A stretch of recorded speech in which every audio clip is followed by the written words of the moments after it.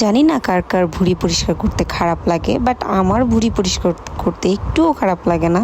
ভুঁড়ি পরিষ্কার করা মানে আমার একটা শখ, আর আমি এটা প্রতি কোরবানি ঈদে পরিষ্কার করে থাকি। আর এই যে দেখুন কত ইজিলি পরিষ্কার করা যায়, আর আমি প্রত্যেকবার ঈদে এরকমভাবে পরিষ্কার করে থাকি। হালকা একটু গরম পানির ভিতরে, মানে ফুটন্ত গরম পানির ভিতরের থেকে সাথে সাথে তুলে নিয়েছি। তুলে নেওয়ার পর আর এই যে দেখুন চাকু দিয়ে একদম ইজিলি কত সুন্দরভাবে পরিষ্কার হয়ে যাচ্ছে।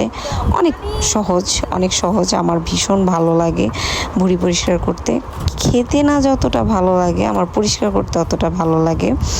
অনেকেই বলে ভুঁড়ি পরিষ্কার করা কষ্ট, পারা যায় না, এটা কিভাবে পরিষ্কার করে, কীরকম গন্ধ, এইটা সেটা অনেক কিছু বলে থাকে, বাট আমার কাছে অতটা খারাপ লাগে না। আমার ভুঁড়ি পরিষ্কার করতে ভীষণ ভালো লাগে। তো যাই হোক, এই তো ভুঁড়িগুলো পরিষ্কার করে নিলাম, আর এত ভালোভাবে পরিষ্কার হয়েছে। এই যে দেখুন একটুও ময়লা নাই, খুবই ভালোভাবে পরিষ্কার হয়েছে। আমি খুবই ভালোভাবে ভুঁড়িগুলো পরিষ্কার করে থাকি। আর এগুলো ছিল চিকনগুলো আমি খুবই ভালো করে গরম পানি করে ধুয়ে পরিষ্কার করে নিয়েছি। তো আজকে এই পর্যন্ত, আল্লাহ হাফেজ।